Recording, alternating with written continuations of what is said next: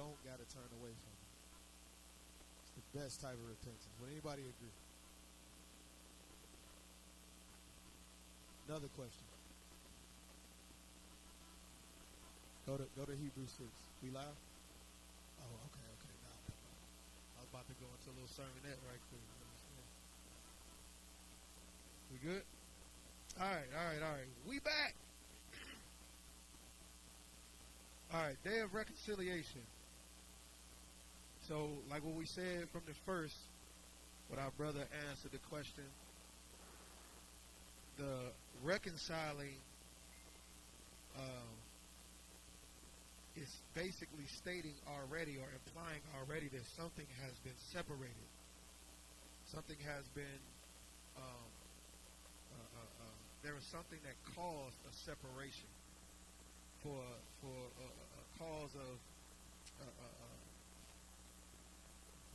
a rift, if you will, right?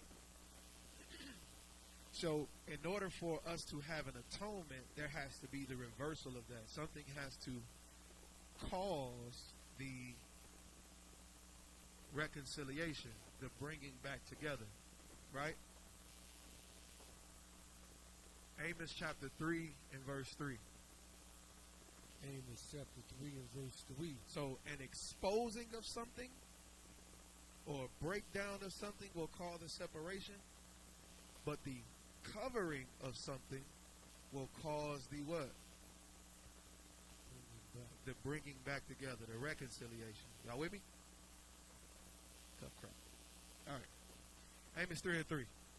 Amos chapter 3 and verse 3. Can two walk together? Can two do what? Can two walk together? So, two walking together implies that they are in what? In agreement, lockstep, right? Can two walk together unless they be agreed? So, if they do not be agreed, what happens? They're walking separately. They're not walking together, right? Genesis chapter 3. B, you get Genesis chapter 3 and verse 1. Quab, you get Genesis chapter 2 and verse 1. Read 2 and 1 first. Genesis chapter 2 and verse 1. Thus the Shamayim and the earth were finished, and all the host of them. On the seventh day, Elohim ended his works which he had made. So he had ended his work which he had made. So he done went and did all of this work, building, doing A, B, C, and D, right? And now he finished with his work. Now he get to sit back and look at all of the fruits of his labor, so to speak, right? Come on. And he rested on the seventh day. He did what? He rested on the seventh day from all his works which he had made.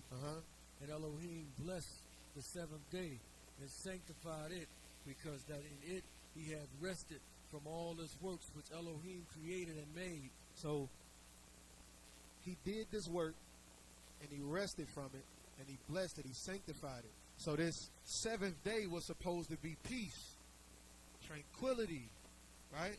From all his work. Drop down to verse 6. Verse 6. But there went up a mist from the earth and watered the whole face of the ground.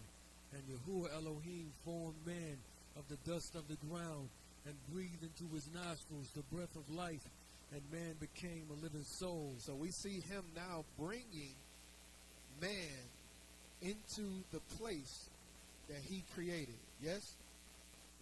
He's already established what he established already. But now he's created man to do what? Read. And Yahuwah Elohim planted a garden eastward in Eden, and there he put the man whom he had formed. So after he planted the garden, he did what? Put the man there. Again, everything is already established how he wants it to be. So now that I have this man here, I have to give him instruction on how and what to do in order for us to be agreed or in agreement in this place that I've created. Right? Read on. And out of the ground made Yahuwah Elohim to grow every tree that is pleasant to the sight and good for food, the tree of life also in the midst of the garden, and the tree of knowledge of good and evil. He said, so he made, now this is before the instruction. He already created what he created in the garden. This was what he made for what he made, right? Drop down to verse 15. And Yahuwah Elohim took the man and put him into the Garden of Eden to dress it. To do what? To dress it and to keep it. So now here's some instruction. Amen. Dress and keep this garden. That's what I want you to do. Simple enough? Guard the garden, dress it. Come on. And Yahuwah Elohim commanded the man, saying, of every tree of the garden thou mayest freely eat, but of the tree of the knowledge of good and evil thou shalt not eat of it. Thou shalt not what? Eat of it, for in the day that thou eatest thereof, you shall surely die. You shall surely do what? You shall surely die. You shall surely die. Clear instruction. Dress it, keep it, only eat from these, don't eat from that, or you're going to die. Right? Amos 3 and 3 says, how can two walk together and what? Except they be agreed. Now, was it a common thing for him, Mashiach, to make a scroll in the garden every once in a while? Yes, sir. It's a common thing. Because they were dwelling with what? With one another. They were in agreement. If somebody disrespects you in your house, what you going to do? Put him out. You're going to put them out. Because we no longer in agreement about how this going to work in here. Right? So he told them, eat this stuff, don't eat that stuff, dress it, and keep it. All right? 3 and 1, Genesis. Book of Genesis, chapter 3 and verse 1. Now the serpent was more subtle than any beast of the field which Yahuwah Elohim had made. Huh? And he said unto the woman. And what happened? He said unto the woman. What? Yea, hath Elohim said, you shall not eat of every tree in the garden? Uh-huh. And the woman said unto the serpent, we may eat of the fruit of the trees of the garden, but of the fruit of the tree which is in the midst of the garden, Elohim hath said, you shall not eat of it, neither shall you touch it, lest you die. Lest you die. We all know the story. Right? Now, what does atonement mean again? A covering or what? Reconciliation. Right? They one and the same. So, Adam was told to dress the garden and to do what? Keep it.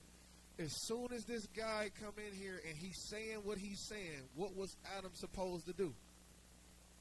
Get him out. Because that was one of the things that he was told to do. Was to do what with the garden? Guard it. He was told this. This was an instruction. So, Adam did not adhere to this particular what? Command, this instruction. He didn't get him up out of there. Y'all following me? So right now, already, him and the Most High are not in what? They're not in agreement. Come on. And the serpent said unto the woman, you shall not surely die. For Elohim does know that in the day you eat thereof, that your eyes shall be opened, and you shall be as gods, knowing good and evil. And when the woman saw that the tree was good for food, and that it was pleasant to the eyes, and a tree to be desired, to make one wise, she took of the fruit thereof, and did eat. Now, another commandment was, don't eat from this tree. In which she actually said herself, the Most High said, don't do. So, right now, is she in agreement with the Most High? Or with Mashiach? Anybody? No.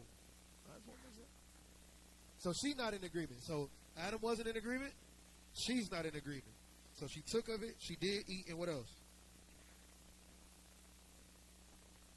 And when the woman saw that the tree was good for food, and that it was pleasant to the eyes, and a tree to be desired to make one wise, she took of the fruit thereof and did eat, and gave also unto her husband with her, and he did eat. So both of them ate. So now neither one of them are in agreement with Mashiach right here. Okay? So If they're not in agreement with Mashiach, according to the text, Qual, give me Isaiah 59 and 1. According to the text, something has to transpire. Keep reading, B. Verse 7.